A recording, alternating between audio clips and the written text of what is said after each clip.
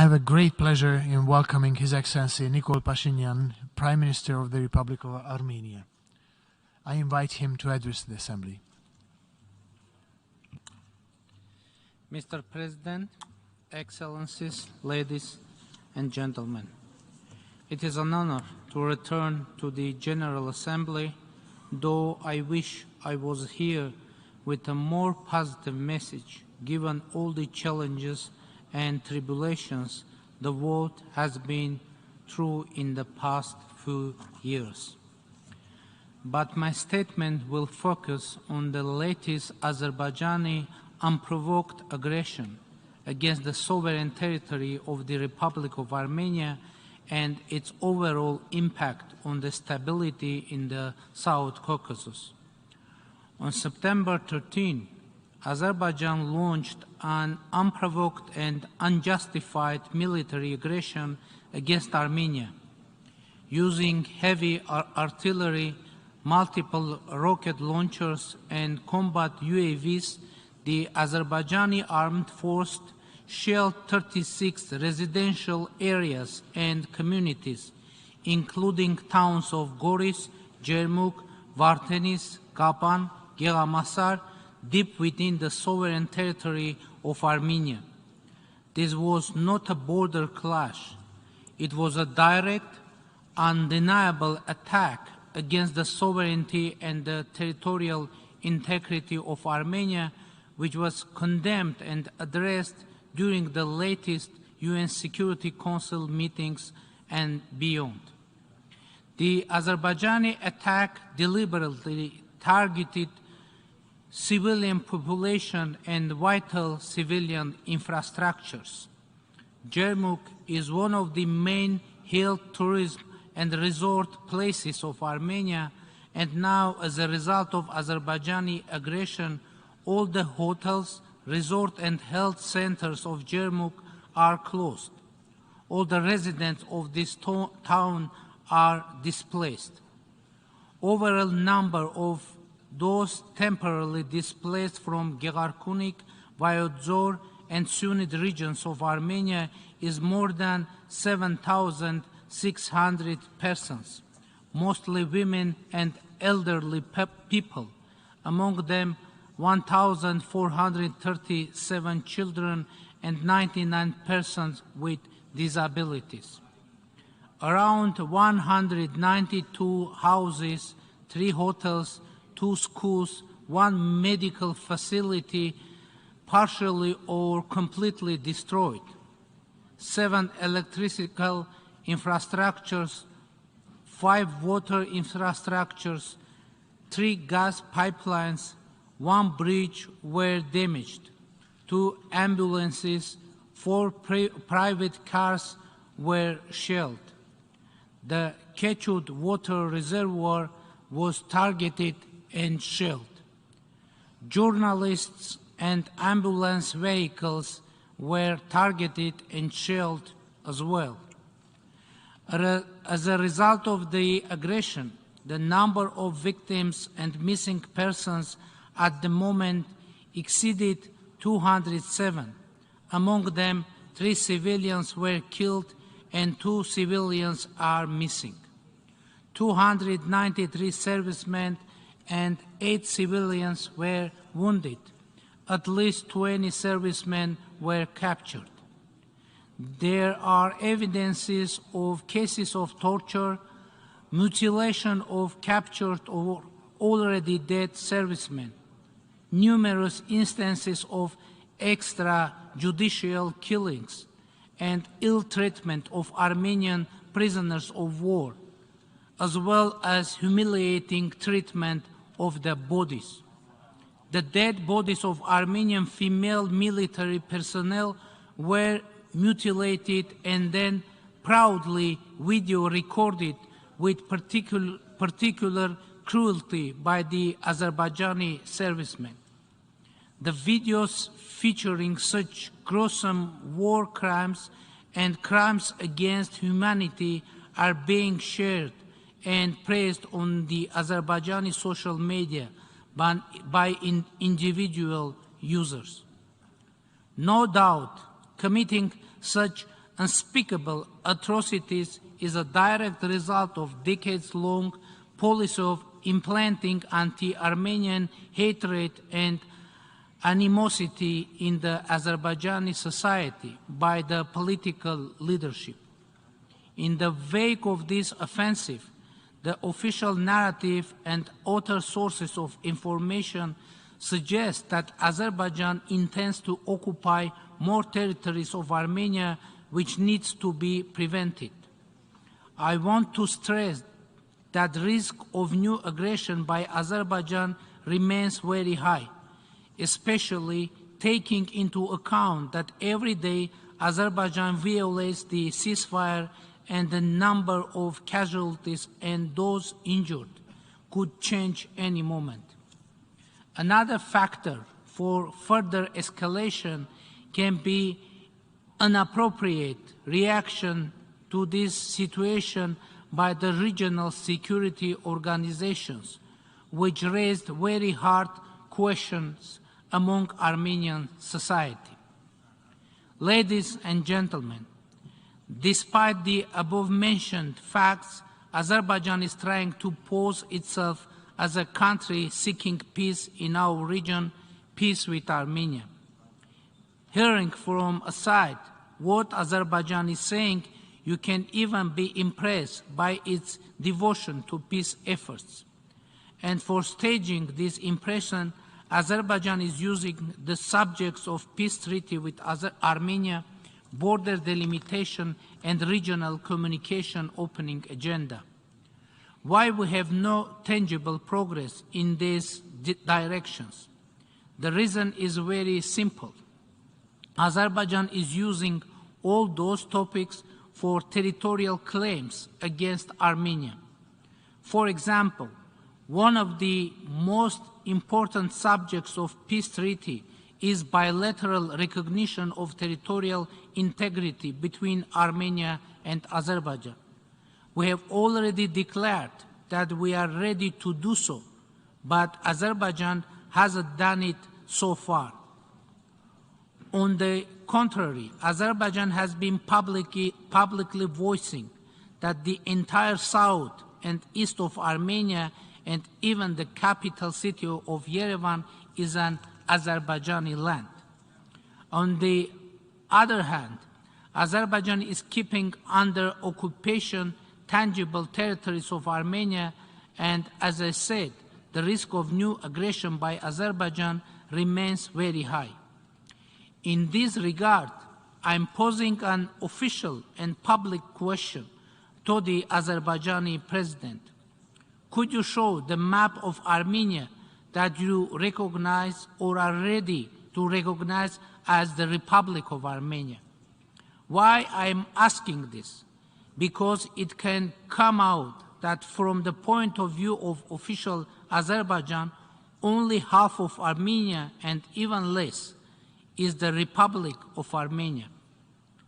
If Azerbaijan would recognize territorial integrity of Armenia, not theoretically but concretely, I mean the integrity of our internationally recognized territory of 29,800 square kilometers, it would mean that we can sign peace treaty by mutually recognizing each other's territorial integrity. Otherwise, we would have a phantom peace treaty, and after that, Azerbaijan will use border delimitation process for new territorial claims and occupation.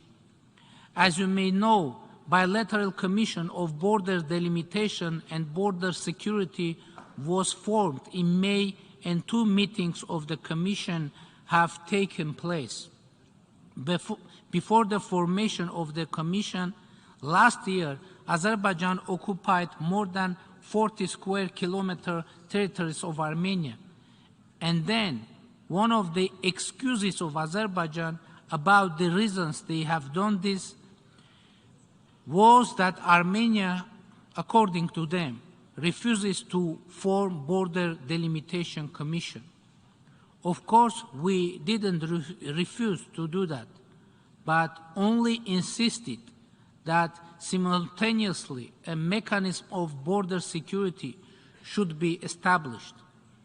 In the end, according to our international partners' request, who argued that the Border Commission work itself will be a reliable factor for border security, we agreed to start the work. And now that Border Delimitation and Security Commission has been formed and is working, Azerbaijan initiated a new phase of aggression. And some of those international partners are silent. But what is now the explanation for aggression of Azerbaijan? You know, if someone has excess of aggressiveness, the reason always will be there. As it is said in a movie, it is always possible to find the reason. For example, why they killed Prince Hamlet. Who killed, how, when, and why? It doesn't matter. The reality is that Azerbaijan is trying and will continue to use the delimitation process for territorial claims against Armenia. Another such a topic is the opening of regional transport communication links. Azerbaijan is trying to represent Armenia as a destructive side in this discussion. The reality is that Armenia is ready to open its roads for Azerbaijan in the framework of our national legislation. Moreover, recently the draft decision of government was published that supposes to open 3 checkpoints in the border with Azerbaijan for implementation of the Article 9 of the trilateral statement from November 9, 2020. According to that draft, citizens and goods of Azerbaijan would be eligible to use the existing roads of Armenia to commute from main Azerbaijan to the Nakhchivan Autonomous Republic. The Armenian government had political will to unilaterally accept that decision. But Azerbaijani officials tell us that they don't want to have those routes. What do they want? They want a new route to be constructed. It is also acceptable for Armenia, but according to the 9th article of the trilateral statement from November 9, 2020, a new route can be constructed with the consent of the sides. Armenia is ready to construct such a route which would operate according to the legislation and within sovereign control of the Republic of Armenia. So what is the point of Azerbaijani claims? Azerbaijan is hinting that Armenia has to provide an extraterritorial corridor, and according to them, the 9th article of the trilateral statement from November 9, 2020 is supposed to do that. The trilateral statement is a public document, and in the 9th article there is nothing about corridor, extraterritoriality, etc. So what is the purpose of Azerbaijan? To create a new crisis as a pretext for a new aggression against Armenia and for a new territorial claim. We have shared packages of proposals with Azerbaijan on the topic of opening communications, and if Azerbaijan accepts that those routes must operate according to national legislations, we can decide on this very quickly.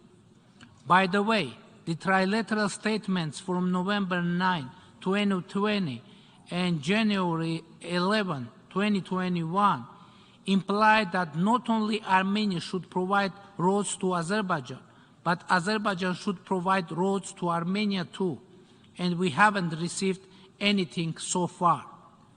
As for the corridor wording, it is very important to note that in the trilateral statement from November 9, only one corridor is mentioned, and it is the Lachin corridor for Nagorno-Karabakh. Ladies and gentlemen, one of the crucial factors of regional stability is the comprehensive settlement of Nagorno-Karabakh conflict, where the rights and the security of the Armenians living in Nagorno-Karabakh will be addressed and guaranteed. Latest aggression is happening while the humanitarian consequences of the 2020 war in Nagorno-Karabakh have not been addressed yet. The post-war rehabilitation of Nagorno-Karabakh, the psychosocial issues of the displaced population, the repatriation of Armenian prisoners of war, and the preservation of cultural and religious heritage remain on the agenda of our government. Nevertheless, the Armenians in Nagorno-Karabakh are in need of the support of the international community. We call to support the secure and unhindered access of UN humanitarian agencies to Nagorno-Karabakh in order to assess the human rights situation and ensure protection of cultural heritage on the ground. We think that the Office of the UN High Commissioner for Refugees and the independent fact-finding mission of UNESCO should have access to the Nagorno-Karabakh conflict zone. Unfortunately, Azerbaijan has been blocking both missions by making artificial political preconditions, essentially blocking the access of an independent fact-finding mission in Nagorno-Karabakh. It is also reprehensible that Azerbaijan stalls the repatriation of Armenian prisoners of war, inter alia subjecting them to artificial trials in gross violation of international humanitarian law, its own commitments, and contrary to the calls of the international community. Mr. President, ladies and gentlemen, sustainable regional peace and stability is our objective. Last year, through democratic snap elections, our people strongly supported the peace agenda of the government and reconfirmed the commitment of Armenia to pursue the democratic path. It is very important to state that the target of Azerbaijani attacks isn't only the independence, sovereignty, and territorial integrity of Armenia, but democracy of Armenia too. Despite the expectation of some forces, Armenia stayed democratic after devastating war of 2020, using the tool of free, fair, and democratic elections as a way out from internal political crisis. International community unanimously recognized and praised this fact. The Armenian democracy is struggling in an atmosphere when Azerbaijan is using force every day to impose its plans unilaterally to bring to the end the Armenian statehood, independence, and democracy. But I'm here to announce that we are determined to defend our democracy, independence, sovereignty, and territorial integrity by all means. I want to underscore that diplomatic solutions are an absolute priority for us, and the full engagement and support of international community is crucial. In this regard, I would like to mention that the international observation mission to the Armenia-Azerbaijan bordering areas would be an important factor for regional stability. Undeniably, in the interests of regional stability and in accordance with norms and principles of international law, Azerbaijani military forces must be withdrawn from the sovereign territory of Republic of Armenia. Ladies and gentlemen, I want to stress again, we are determined to build peace in our region, but we need the full support of the international community, which will stand by the sovereign and democratic country and people subjected to aggression against the norms and principles of international law. I believe in the potential of establishing long-term stability, security, and peace, and Armenia is committed to continuing diplomatic efforts to this end. I thank you for your attention. On behalf of the Assembly, I wish to thank the Prime Minister of